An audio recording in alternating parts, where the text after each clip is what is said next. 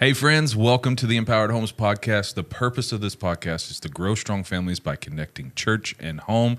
Megan, how you doing? I'm doing well. Doing well. We are, this is another episode where we're going to launch, present one of our speakers from where? From the Empowered Homes Conference. Yeah. It was a big day. It was a big day. It was a good day. Yeah. We're still hearing comments and getting emails and all that stuff. It was an awesome day. But we want to stretch out that day, and so we're presenting our content speakers, or our speakers' content, however that goes. Yeah. Something like That's that. good. Yeah, whatever. But Nancy Pearcey. Yes. We're today's episode is gonna release her session. What was her session? It was on her book, Love Thy Body, and it's answering the hard questions about life and sexuality. And she did a fantastic job of talking about the content from her book, but also just answering, literally, like she says, answering a lot of those questions that we have about sexuality and gender. And actually, she goes into other issues about just humanity in general. And so. Yeah. And she's loved. She's just so well loved by so many people. And so it was fun, just so fun having her. Yeah. Nancy, so when we had her, scheduled her, booked her, I was like, oh man, like she's got a great book, but she's got a following of people. She is loved. And I didn't realize until like several weeks before the conference, I was like, Nancy's a big deal. We have Nancy Pearcey coming to Professor Nancy Pearcey. Professor Nancy Pearcey coming. And if you don't know Nancy, best-selling author, speaker. What I love is it says in her bio, she's a former agnostic, and she's hailed by the Economist as America's preeminent evangelical Protestant female intellectual. And she is smart. She's very smart. Very, very smart. And you'll see in the session with her slides and everything, like very, very smart. So if you take notes, if you're driving, you need to to stop and take notes. If you're listening to this on the car or wherever you're at, or if you're on a walk listening to you need to like have a pen and paper ready, because she has a lot of slides. A lot of content. I think 65 slides is what we went through, and it's so good. It's so good. Yeah. So if people have questions, Megan, how can they get a hold of us? podcast@empoweredhomes.org, or message on social media. You can comment on your listening platforms. We'd love to hear from you. Love to hear from you. Let us know if you have questions, or if anything's like, what did she say? I don't fully understand. Email us. We'd love to talk with you. But enough with us. Now enjoy Professor Nancy Pearcey. So thank you very much. It's been so fun meeting all of you already this morning. Everyone I've talked to has been just delightful. So this is a great group of people. So I have been asked to talk about my book, Love Thy Body. And it deals with the issues that we just talked about on the panel. Topics like abortion, homosexuality, transgenderism, and the hookup culture. And so what I've done is I decided I would give you a chance to interview me, in a sense. So what I've done is I've put together some of the most common questions that I've gotten on radio shows, podcasts, and so on. So are you ready? So here's your first question. Start by telling us a little about yourself, the story of how you became a Christian. I love it when interviews ask me about my conversion, because it gives you a chance to get to know me a little as a person. And I was raised in a Christian home. It was a Lutheran home. And I don't know if you know this, but all Scandinavians are Lutheran. the way that all Irish are Catholic, my mom's Norwegian, my dad's Swedish, so, we were Lutheran. But the weakness of sort of an ethnic background is that many times the parents kind of rely on the ethnicity to hold their kids, and don't have a really strong personal conviction. So when I was in high school and I started asking questions, I just started asking, well, how do we know Christianity is true? I'm going to a public high school. All my textbooks are secular, all my teachers are secular, and I just wanted to know, well, how do we know that Christianity is true? And I couldn't get any answers from the adults in my life. My father was a university professor, and I asked him point blank, why are you a Christian? He says, works for me. That's it. And I had a Lutheran, I had an uncle who was the Lutheran seminary dean, and I thought I'd get something more substantial from him, but all he said was, don't worry, we all have doubts sometimes. as if it was a psychological phase that I would outgrow. And so I eventually decided, I guess Christianity just doesn't have any answers. And so about halfway through high school, I was about 16, I very intentionally walked away from my Christian upbringing. And it struck me then as a matter of intellectual honesty. Namely, if you don't have good reasons for something, you shouldn't say you believe it, whether it's Christianity or anything else. So I said, I don't have any good reasons for this. So and I couldn't get answers, so I decided, well, I guess it's up to me. And that's how I got into reading philosophy. It wasn't an academic interest. It was like, well, who do I talk to if I can't get the adults in my life to answer my questions? Maybe that's what these philosophers are up to. That's their job, to answer questions like, what is truth? How do we know it? Is there meaning to life? Is our foundation for ethics, or is it just true for me, true for you? And I very quickly realized that if there was no God, the answer was no. There is no meaning to life. There is no foundation for ethics. There's not even a foundation for knowledge. In other words, here's how I thought of it. If all I have is my puny brain and the vast scope of time, space, and history, what makes me think I could have some sort of transcendent, universal, objective truth? Ridiculous. I mean, that's how I thought of it. So I became a skeptic and a relativist, and I absorbed all kinds of secular isms, secular worldviews. And it was a couple years later that I stumbled across the ministry of Francis Schaeffer. As I mentioned in the panel, so he was known for his apologetics ministry. By that time, I had absorbed all these secular worldviews.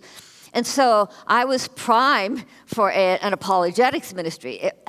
Here, I'll give you some pictures. So it's in the Swiss Alps. And so it's you live in a chalet. Chalet sounds like a luxury home, but that's just the houses that they have in the Swiss Alps. Farmers live in chalets. And so this is the chalet where it started, and it's called L'Abri, which is French for the shelter. It's in the French-speaking part of Switzerland. And this was the first time I had ever encountered Christians who could answer my questions, who could react to the secular worldviews that I had absorbed by that time, and could show me that Christianity had better answers. So you must get a picture of the Swiss Alps. Imagine waking up to this every morning. I used to say, if the apologetics doesn't persuade you God is real, the sheer beauty will. And when I was looking for these images to make slides, I found one of myself. This was me, the one with the long hair. I didn't have any photos from that time. I mean, I wasn't there as a tourist. I was there, struggling with, questions of, is God real? Is there meaning to life? And so it turned out there was somebody there at the same time. And just 2 years ago, I found this image. That's what I looked like. And as you can see, everyone there was hippies at the time. Which actually was a kind of a serious issue, because no Christians were reaching out yet across that cultural divide. Schaeffer was the first person I encountered who was reaching out to these disaffected young people at the time. And so that was another reason I thought, well, who are these Christians? Not only can they engage with secular worldviews, but they can reach across, to these hippies. Anyway, so this is the background of why I'm so passionate about apologetics, because it is the only reason I became a Christian. It was through finding Christians who could answer my questions, and that's why I now teach apologetics at Houston Christian University. My passion is to help young people who are asking the same kind of questions I was. Now let's go back to our interview. Remember we were doing an interview? You lose track with these long questions, but let's pick up again. So my goal is to answer young people's questions, but the questions have changed, right? A lot of people are no longer asking, is Christianity true? They're asking, why are Christians such bigots? And so your question for me is, and how do you answer that? Well, what I do is I turn the tables. I show that it's actually the secular or the atheist worldview that is harmful and negative. And this is easiest to understand if we jump in with an example. So let's start with abortion. A few years ago, an article appeared by a British broadcaster who said she had always been proudly pro-choice until she got pregnant with her own baby. And then she began to struggle. She writes, I was calling the life inside me a baby because I wanted it. But if I hadn't wanted it, I would think of it as just a group of cells that it was okay to kill. She realized that didn't make sense, right? A fetus doesn't become a baby just because somebody wants it. And so she began to research the subject, and after several months, she reached this conclusion. She says, in the end, I have to agree that life begins at conception. But, you knew that was coming, right? But perhaps the fact of life is not what's important. It's whether that life has grown enough to start becoming a person. So what's happened here to the concept of the human being? It's been split into two parts. If you could be human life at one point, but not a person until sometime later, then these are two different things. So this is a radically divided, fragmented concept of what it means to be a human being. And philosophers describe it using the metaphor of two stories in a building, right? So in the lower story, most professional bioethicists today agree that life begins at conception, right? The fetus is biologically, genetically, physiologically human. The evidence from science, from genetics and DNA, is just too strong to deny it. Well, how do they get around that fact? Well, they argue that merely being human, merely, quote marks, is not enough to qualify for legal protection. The fetus has to earn the right to life by becoming a person, usually defined in terms of mental abilities, a certain level of self-awareness, cognitive functioning, or even things like a conscious desire to live. So what are secular bioethicists saying? They're saying even though the fetus is human, it's nothing more than a disposable piece of matter, right? It can be killed for any reason or for no reason. It can be used for research and experiments. It can be tinkered with genetically. It can be picked through for sellable body parts, as Planned Parenthood does, and then tossed out with the other medical waste. And by the way, that's exactly how medical journals describe the fetus's body after an abortion: medical waste. In other words, being human is no longer enough for human rights. Do you see that? And there's a label for this, as you see in the slide. It's actually called personhood theory. What's the most obvious problem with it? Most obvious problem is no one can agree on how to define personhood, right? So some people will say, well, the fetus becomes a person sometime before birth. Probably most people would say that. But there are people who say, no, it doesn't become a person until after birth. The two scientists who are sort of household names because they discovered the double helix structure of DNA, Crick and Watson, right? You've heard of them. So Crick and Watson have both gone on record saying that every newborn should be given 3 days of genetic testing to see if it has any deformities. Until then, it's not a person and has no right to life. The idea being that some genetic defects don't show up until after birth. So we really need to give parents a few additional days after birth. Peter Singer teaches bioethics at Princeton University. He says even 3 years of age is a gray area. So how much cognitive functioning does a toddler have? So the lesson is that when the concept of personhood is separated by biology, it becomes completely arbitrary, right? There's no objective criterion. It's subjective. Which cognitive functions count? And how developed do they have to be in order to qualify as a person? And it turns out that every bioethicist draws the line at a different place, depending on their own private views and values. So what's happened is when supporters of abortion lost the argument on the scientific level, they have shifted to the non-scientific, non-empirical, subjective concept of personhood. So it's time to turn the tables. By the way, we're talking about Twitter. So I quoted a Yale University professor.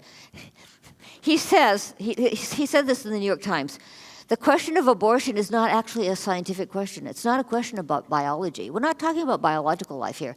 We're talking about, listen to how he put it, we're talking about the magical moment when a fetus becomes more than a mere physical thing. It is a question about the soul. And I said, what? Who is bringing religion into the public square here? And he answered my tweet. I tweeted this, and the Yale University professor answered it and said, oh, well, you're bringing in religion. You're saying it's a religious question. I said, no, I'm not. I said, science determines whether human life exists or not. Religion, it tells us what value to place on human life.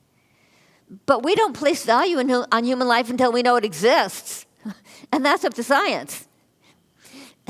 So he himself was actually arguing that there has to be some magical moment. That's why I say it's based on private views and values. It's subjective. It's arbitrary. He has no objective criterion. So it's time to turn the tables. When personhood is rooted in biology, then we have a marker of personhood that is objective, it's empirically testable, it's something we can identify scientifically. So to be pro-science is to be pro-life. So I better stop and let you ask another question. So here it is. You say the same worldview is driving euthanasia. Explain how that works. Well, yeah, it's the same idea. It's personhood theory again. It's just in reverse.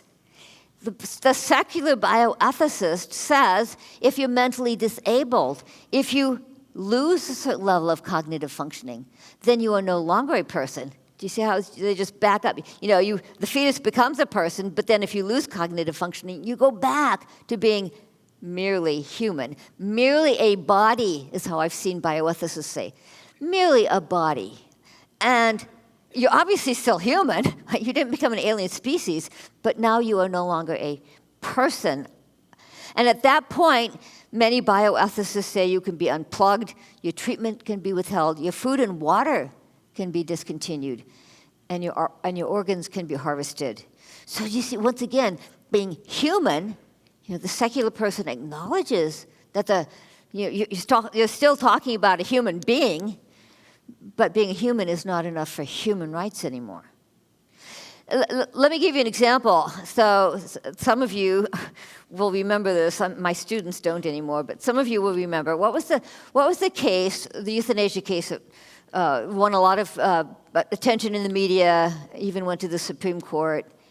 Yeah, Terri Schiavo. Good. Terri Schiavo. So for those of you who don't know, she was a young woman. She suffered a cardiac arrest, had extensive brain damage, and the media was presenting it as a right-to-die case. But Terri was not dying. She was not actually dying. She was living, with brain damage, but she was alive. And her family was perfectly happy. Her parents were happy to take care of her. It was her husband who wanted her food and water discontinued. Why? Because he'd found another woman, okay? He'd found another woman. They already had a kid, and he was hoping to get the money from the settlement. Well, it went through the courts, and the courts agreed with her husband, and Terri Schiavo was allowed to die of dehydration. They just discontinued food and water. Now, let me give you the worldview part of this debate. So during that huge debate, there was a bioethicist they were on television, two bioethicists, and one of them said, "Do you think Terri is a person?" And the other one said, "No, I do not. I think having awareness is an essential criterion for personhood." So you see what he's saying is it's not enough to just be human. Biologically human. It's not enough to have human DNA. To be a member of the human species, that's not enough. You have to earn the status of personhood by achieving a certain level of cognitive functions or awareness and so on. And anyone who falls short is considered a non-person. Do you see that? We now have a new category called the human non-person. I was once invited to speak on an NPR program in San Francisco. which I thought might be a challenging audience. And the producer did a pre-interview where he asked my view on abortion. And he said, the producer said, well, most people think abortion is okay until the fetus becomes a person. And I said, well, the very language you're using carries a lot of philosophical baggage, because what you're saying is essentially the secular view is exclusive. Oh, wait, it's fragmented. First I said fragmented. The secular view is fragmented because what does it say? It assumes that the body is somehow disconnected from who you are as a person, and that your body has no value on its own, right? That it can be let to die. The pro-life view is holistic. It says, no, your body shares in the dignity that you have as a whole person. The secular view is exclusive. It says some people don't measure up. They don't make the cut. They don't qualify for the status of personhood. The pro-life view is inclusive. It says, as long as you're a member of the human race, you're in. You count. You have the full rights and status of personhood. Here's how ethicists put it today. You're a full member of the moral community. That means the people that we have a moral responsibility to. So, by the way, a few days after that interview, the NPR program called me back and said, we've decided to cancel that show. Okay, that's why you never hear from people like me on NPR. Yeah, I thought that's pretty interesting. They're not liberal enough in the classic sense to listen to a different view.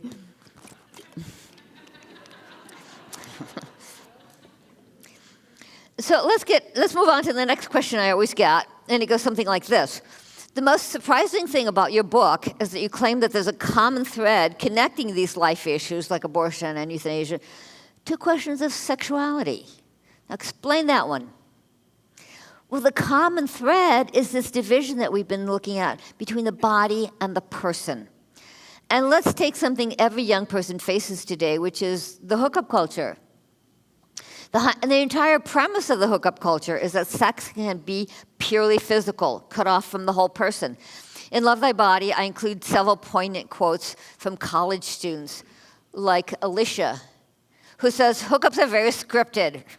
You learn to turn everything off except your body. You make yourself emotionally invulnerable. Or another college student quoted in Rolling Stone magazine, said, the mistake people make is they assume that there are two very distinct elements in a relationship, one emotional and one sexual, and they pretend like there are clean lines between them. You see, she's almost verbally describing this division between the body and the person. Now, Christians will sometimes say, and they've actually said this to me about my book, they said, well, wait a minute, secular people give sexuality too much importance. You know, I'm arguing that it gives it too little importance. Let me give you another quote from the Rolling Stone magazine. Don't you love the internet where you can read things you would never read on your own? Like Rolling Stone magazine. So this was a young man, and he said, sex is just a piece of body touching another piece of body. It is existentially meaningless. Do you see how the secular worldview is actually demeaning our body?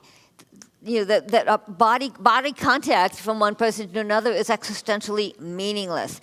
No wonder that hookup culture is creating a trail of wounded people. People are trying to live out a secularist ethic that does not fit who they really are. In my book, I quote a college psychologist who said, at the in our on-campus clinic, the two most often prescribed medications are, can you guess? Birth control pills and antidepressants. And she said that's not a coincidence. So the Christian ethic is incarnational. What you do with your body is meant to be in harmony with who you are as a whole person. And that's why the most complete and intimate physical union is meant to express the most complete and intimate union of the whole person in the whole life commitment of marriage. And science is on our side. Science shows the interconnection of body and person with the discovery of the hormones like oxytocin and vasopressin. These are called the bonding hormones because they create a sense of connection and attachment and trust. Whoops, what happened? That wasn't supposed to be there. Oh, I guess it just went, somehow it jumped one. So in my book, I quote a UCLA psychiatrist who says, you might say we were designed to bond, the quote on top. Designed to bond. Isn't that a great quote from a secular psychiatrist at UCLA? You know, if you just look at our biological construction, it looks like God has intended us to bond. And Scripture teaches us that human beings are embodied spirits, right? Embodied spirits, and both are part of our identity. And this is where I was trying to come up to the parallelism in Hebrew poetry. My soul thirsts for you, my flesh yearns for you. Our soul had sunk down into the dust. Our body cleaves to the earth. Keep my words in the midst of your heart, for they are life to those who find them and health to all their body. Do you see that? The inner life of the soul is expressed through the outer life of the body. So the Bible treats the human being as an integrated unity. There's not meant to be a division between our body and who we are as whole persons. Okay, I better stop and let you ask another question. And not surprisingly, the next question typically gets into the more controversial territory, like, what about homosexuality? Do you see, once you get this pattern, do you see how, once again, the secular ethic divides the body from the person and devalues the body? Think of it this way. Even my homosexual friends agree that on the level of biology, physiology, anatomy, chromosomes, males and females are counterparts to one another. That is how the human sexual and reproductive system is designed. Oh, you've got to be kidding. Somehow that can't be right. My slides are out of order. Well, that's the one that's supposed to be there. Okay, whoa. Okay, so how did that happen? Anyway, no one really denies that on the level of biology, physiology, anatomy, humans, males and females are counterparts to one another. That's how we're designed. So if you embrace a same-sex identity, you are contradicting that design, right? It's to say, well, why should the structure of my body inform my identity? Why should my biological sex as male or female have any say in my moral choices? Do you see, that's what it is implicitly saying. And so we have to help people to see that this is a profoundly disrespectful view of the body. It's pitting the mind against the body and saying it's only the mind and feelings that count. And so we can use that that metaphor again, right? That biologically, we understand that our physiology, our biology is male and female, but that our sexual orientation is based on our personal feelings. Now, some people argue, I have a sister who's not a Christian, and she just argued with this a few days ago. I just got an email from her saying, well, wait a minute, if sexual orientation is rooted in our genes, then they are being true to their biology, right? But there's no conclusive evidence of a biological cause. So this is the APA, American Psychological Association. No findings have emerged that permit scientists to conclude that sexual orientation is determined by any particular factor, and in context, they've talked about both biological and social factors. In fact, research has found that about 80% of people who come out as homosexual change their sexual identity label at least once to heterosexual, bisexual, queer, and so on. 80% change their sexual identity label at least once, which means some it's more often. This does not sound like a trait that is biologically determined. A magazine called The New Scientist said it's time to get past born this way. Now, in religious circles, it sometimes says that God made some people gay, right? I've heard that, and I'm sure you have. But I met a former homosexual. He came up to me after a talk like this. And he's now married to a woman. You have to say that these days.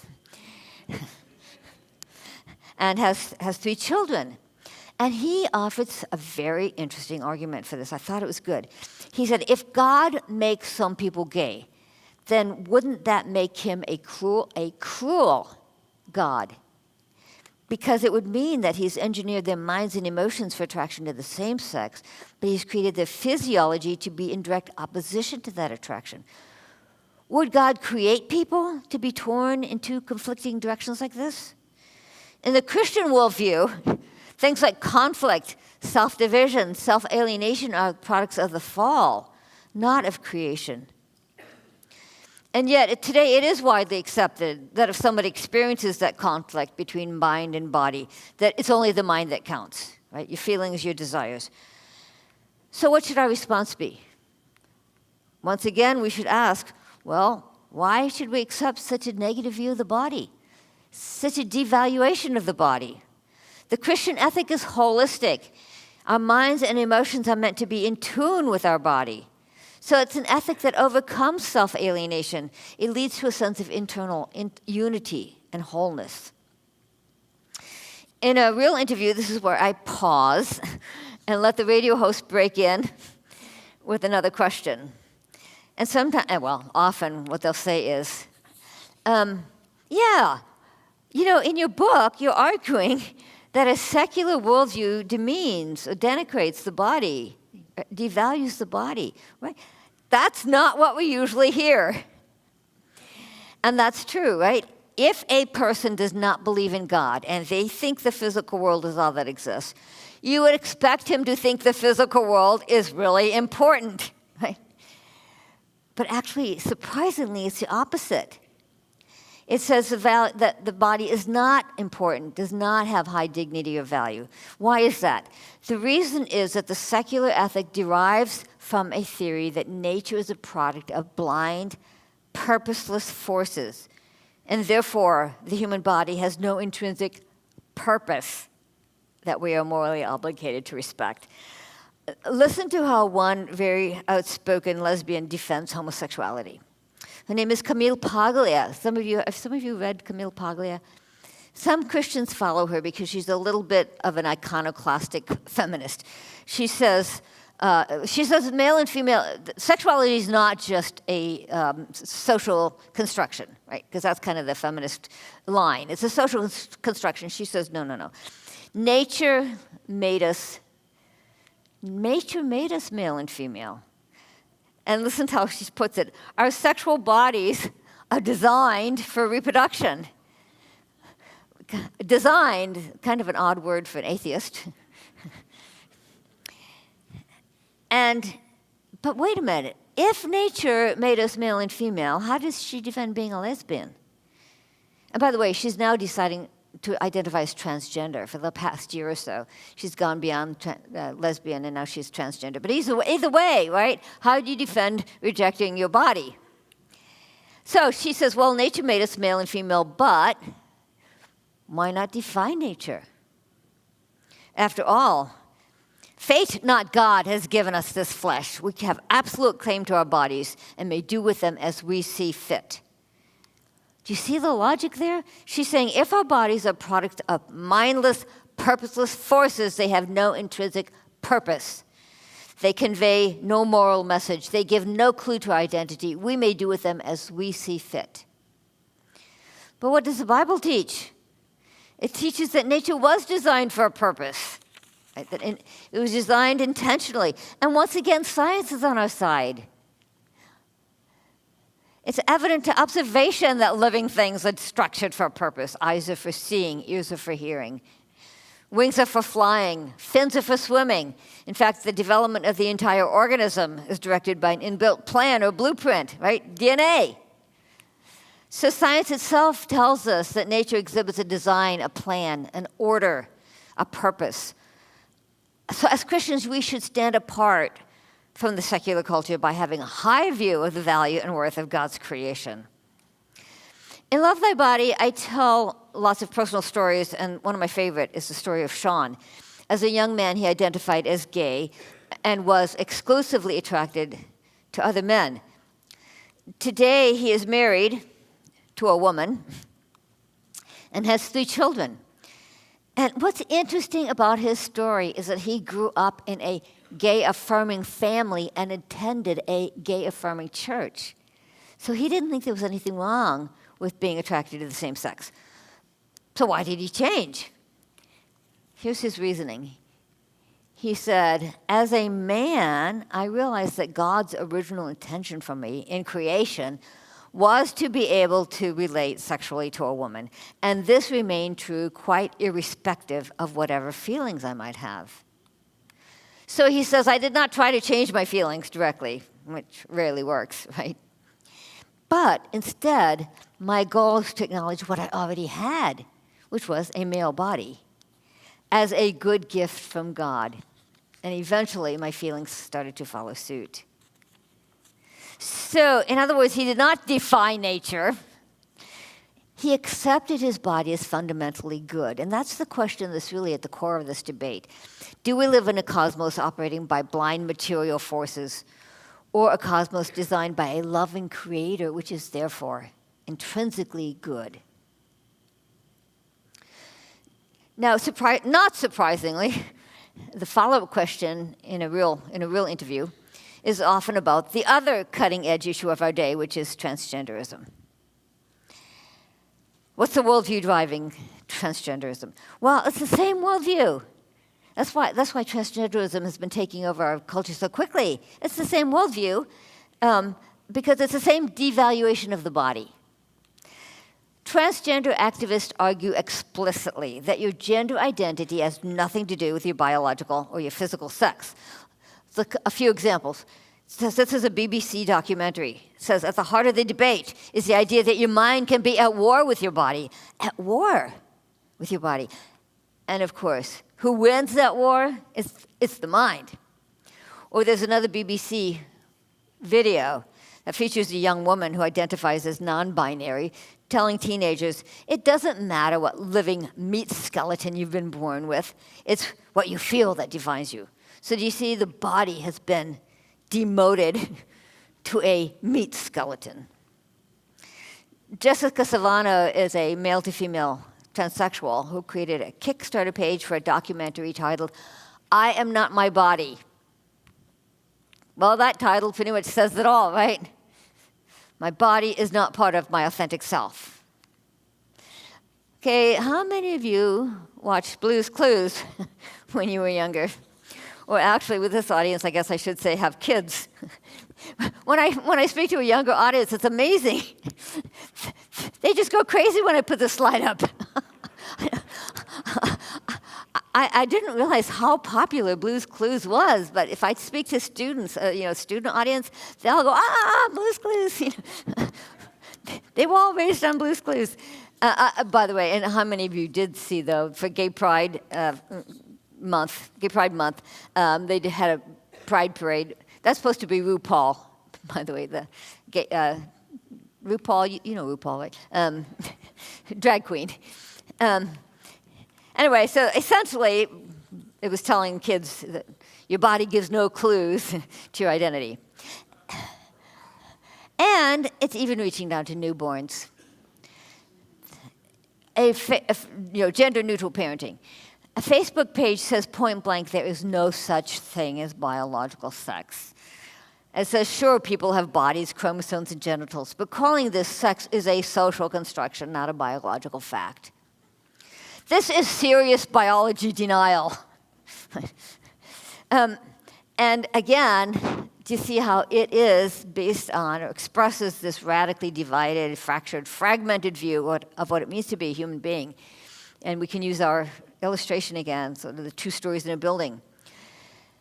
A Princeton University professor wrote the first academic defense of transgenderism. And of course, I had to read it because what the academics say is what filters down eventually. And what I found interesting is she starts by admitting that transgenderism involves disconnect, disjunction, self-division, self-estrangement. I thought, this is a defense? It sounds like a criticism to me. But then here's what she said. What the real body, meaning the physical body, tells us is nothing. It has no meaning at all. So this is the heart of what schools are teaching young people today. Their bodies have no meaning at all. This is tragic. And what should our response be? As Christians, we should ask, why should anyone accept such an extreme devaluation of the body? I read an interview with a 14-year-old girl who had lived as a trans boy for 3 years, from age 11, and then had detransitioned and reclaimed her identity as a girl. And listen to what she says in this interview. She said, the turning point came when I realized it's not conversion therapy to learn to love your body. The interview came out too late for me to include in my book, but it would have been a great quote for a book titled, Love Thy Body. And even secular people are starting to say that the transgender movement expresses body hatred. You see in that title there. Body hatred. What this means is Christians have a wonderful opportunity to show that a biblical ethic is based on loving the body, respecting the body. The biblical ethic is based on a positive view of the way God made us as physically embodied beings, that the biological correspondence between male and female is not some evolutionary accident, right? It's part of the original creation that God pronounced very good. Okay, here's your next question that you break in with. You have to interrupt me, make me stop. But you cannot raise these issues without somebody asking, what about intersex people? Because many people think that means it's the same thing as transgender. It's not. And by the way, literally, no matter what organization I'm talking to, they always ask this question. So be prepared. Intersex is not transgender. The word intersex refers to a condition where a person's reproductive anatomy is atypical or anomalous. You have to be able to say those because you want to sound. It's not that there's something wrong with them, but atypical or anomalous because of a malfunction in their genes or hormones. Now, transgender activists use intersex people to argue that there's not just male and female, right? That there's a spectrum in between them. Is that true?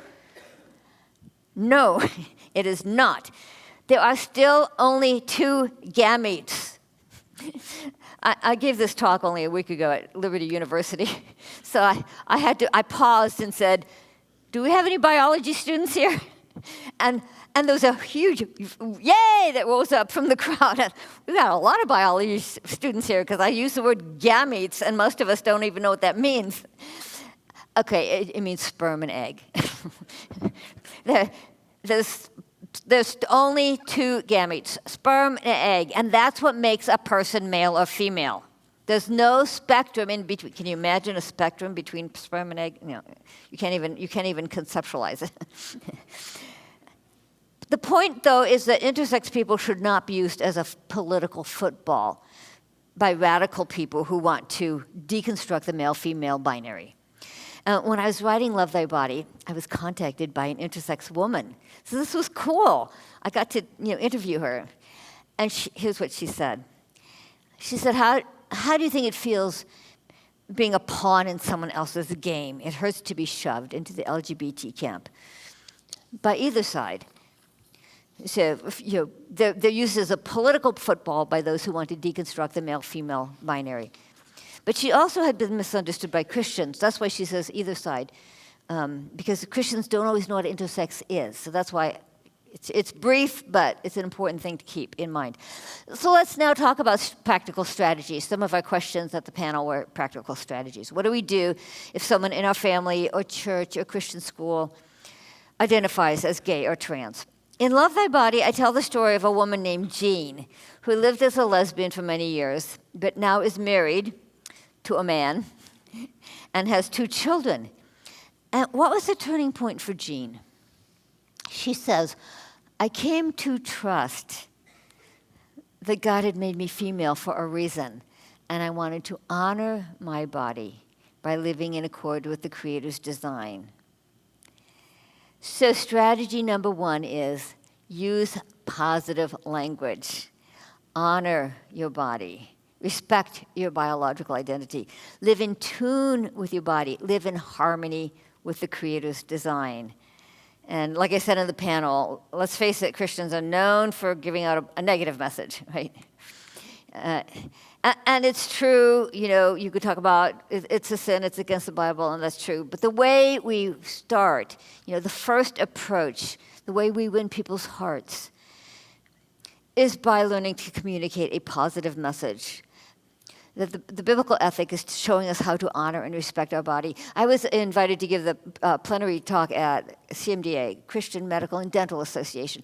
And afterwards, a psychiatrist approached me and she said, so I have a client who thinks she's a man. What do I say to her? So I gave her the honor your body, respect your biological identity, live in harmony with the Creator's design. And she said, yeah, but what do I say to her? So I said it again. You find different language, to say, live in tune with your body. Literally 3 times. She would say, yes, but what do I? Oh, and then she went like this. She literally hit her set, oh, love thy body. It takes a while to really assimilate that kind of language. Secondly, we can be proactive. Studies find that the strongest correlate of both same-sex attraction and gender dysphoria, far stronger than any genetic link, is simply childhood gender nonconformity, which means kids who behave in ways that are more stereotypical of the other sex. I'll give you just one quote from the scientific literature. One study found that childhood gender nonconforming behavior is a consistent early predictor of future non-heterosexual orientations. So in Love Thy Body, I tell the story of Brandon, who I mentioned briefly in the panel. So he had gender dysphoria from a very young age, even before he was walking. His babysitter told his mother, he's too good to be a boy, by which she meant he was gentle and quiet and compliant, and the things we typically associate more with girls. When he was in preschool and his mother picked him up, every day he was playing with the little girls, not the little boys. By elementary school, he was coming to his parents weeping repeatedly and saying things like, I feel the way girls do. I'm interested in the things girls are. God should have made me a girl. In other words, he wasn't interested in sports, and rock music or whatever. He was interested in feelings and relationships. By his early teens, he was scouring the internet for information on sex reassignment surgery. So what did his parents do? First, they made sure he knew they loved him just the way he was. They did not try to change him. A friend of mine is a former homosexual, and he said, when I was young, I liked poetry and music, and my dad was baffled, and he kept trying to toughen me up by pushing me into more traditionally masculine things like sports. Brandon's parents did not do that. They did not pressure him to be different. They told him it is perfectly acceptable to be a gentle, sensitive, relational boy. It did not mean he was really a girl. His parents said, it may mean God has gifted you for one of the caring professions like counselor, psychologist, or healthcare worker. His parents' favorite line, which they said over and over again, was, it's not you that's wrong, it's the stereotypes that are wrong.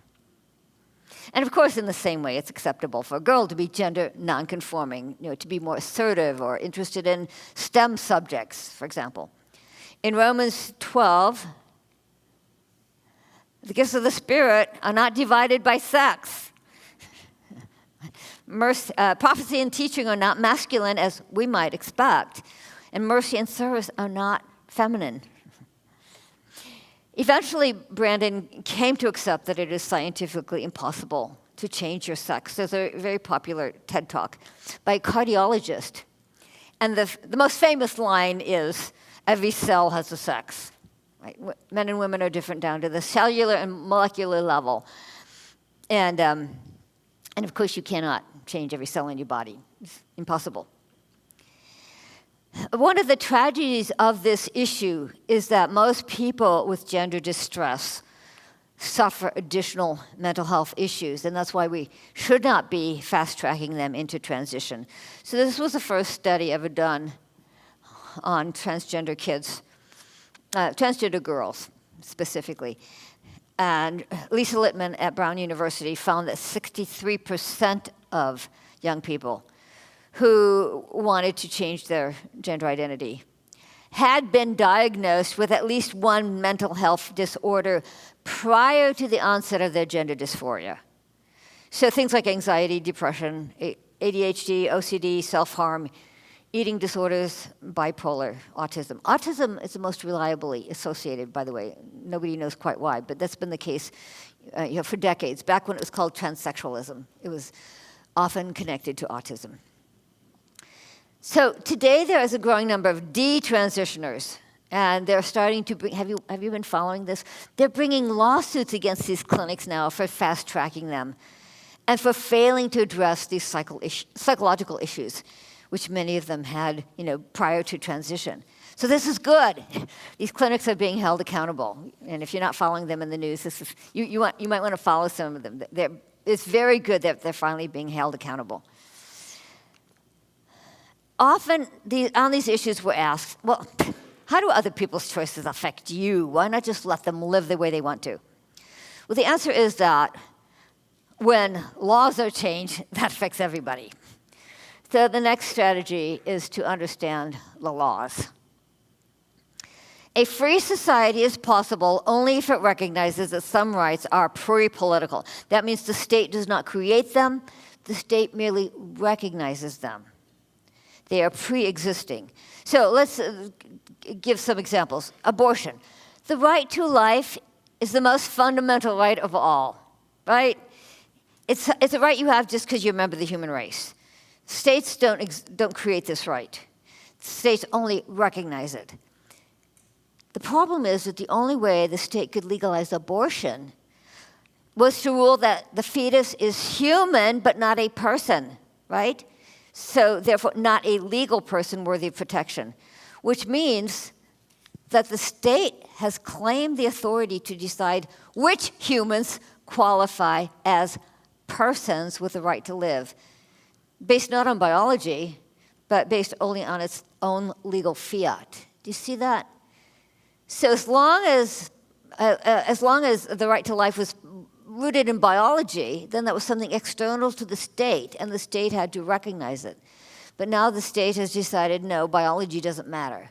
You can be biologically human, but you're not a person. And so you do not warrant legal protection.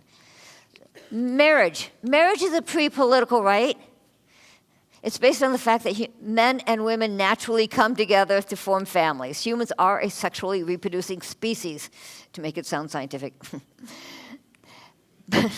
But the only way that the state could treat same-sex couples the same as opposite-sex couples was to deny the biological component of marriage, right? To redefine it as a purely emotional commitment. And that's what the Supreme Court did in its Obergefell decision when it legalized same-sex marriage. What's the problem with that? The problem is we have lots of different emotional connections, right? And therefore, the state has claimed the authority to define which of those emotional connections qualify as marriage, based not on the facts of biology, but only on its own say-so. Do you see that?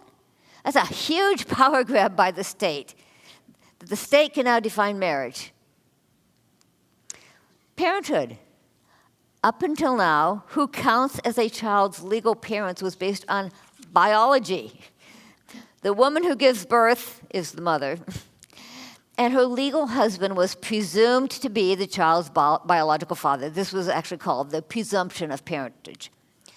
But in same-sex couples, at least one partner is not biologically related to the child, and so until recently, that person's name did not go on the birth certificate.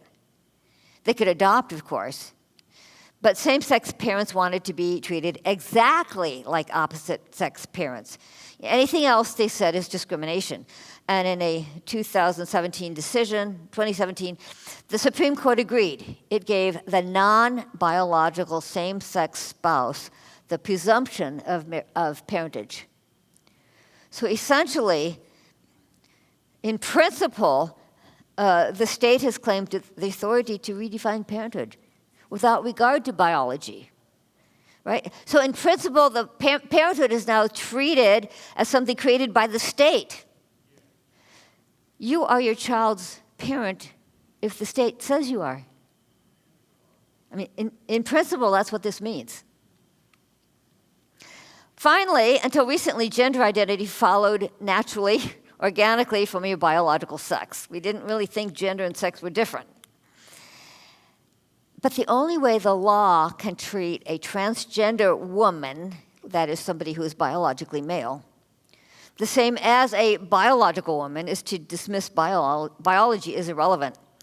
And in its 2020 Bostock decision, the Supreme Court agreed. It ruled that sex in Title VII really means gender.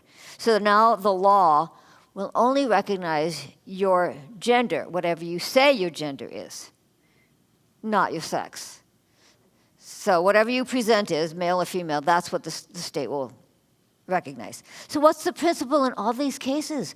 Do you see how many of our pre-political rights are rooted in biology? And when the law no longer recognizes biology, the state redefines those rights. Do you see that? So the sexual revolution is dramatically increasing the power of the state. Now, why are Christians not always effective in dealing with these issues? Let's bring this home. Because we have a divided way of thinking too, right? We call it the sacred-secular split, right? Here's how one of my students put it. She said, growing up in the church, I was always taught, spirit good, body bad. Sort of a nutshell. So our next definition, our next strategy is recover our own heritage. The early Christian church was born into an ancient Greek and Roman culture that devalued the material world just as modern secularism does, but for very different reasons. The early church faced philosophies like Platonism, you've all heard of Plato, and Gnosticism. You've probably heard of Gnosticism because many of the New Testament books were written against Gnosticism. And even Manichaeism. If you know your church history, Augustine was a Manichae. At any rate, all of these isms treated this world as a realm of death, decay, and destruction. In fact, sorry, I don't mean to turn it yet. I said that, death, decay, and destruction. Okay, good. And in fact, in Gnosticism, there were several levels of deities, and it was the lowest level God, who was actually an evil God who created this universe. You know, since this universe is bad, it must have been created by an evil God. The body was called the prison of the soul, and the goal of salvation was to escape from it, to leave it behind. In this historical context, Christianity was nothing short of revolutionary. It taught that the material world was not created by some low-level evil deity, but was created by the supreme God, who is a good God. And therefore, the creation is intrinsically good. Yes, the world is fallen today, but the fall is like taking a beautiful artistic masterpiece and a child takes a magic marker and scribbles on it. Well, yeah, it's defaced, but the original beauty still shines through. And that's how we should regard God's creation today. The original intrinsic goodness still shines through. In the early church, though, the greatest scandal of Christianity was its claim that the same supreme deity had entered into the material world and taken on a physical body. So the incarnation was the ultimate affirmation of the dignity of the human body. And what's more, when Jesus was executed on a Roman cross, we might say he did escape the body, as Gnosticism taught we should, the prison of the soul. But what did he do then? He came back, right? In a physical body. To the ancient Greeks, this was not spiritual progress.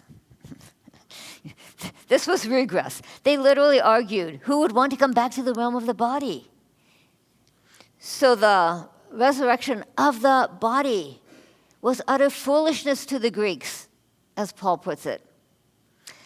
And what's going to happen at the end of time? God is not going to scrap the physical universe as if he made a mistake the first time around, right? He's going,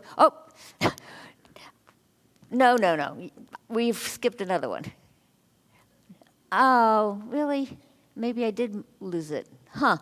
Okay, I lost one. Okay, so there's supposed to be a slide saying that God is going to renew, at the end of time, God's going to renew and restore this creation with a new heavens and a new earth, right? And you and I will walk on that renewed earth. From the beginning, the Apostles' Creed has affirmed the resurrection of the body. This is amazing. It's an astonishingly high view of the physical world. There's nothing like it in any other religion or philosophy. And you will never, you will never read these verses the same again, right? Honor God with your body, offer your bodies as a living sacrifice. And I'm going to end with a story. So a woman named Laura Perry, some of you might know her because she's now written a book. But she transitioned to male and successfully passed as male for 10 years. And then she converted to Christianity. And she's so funny. She said, at first she thought she could continue living as a man. She said, I aspired to be a real man of God.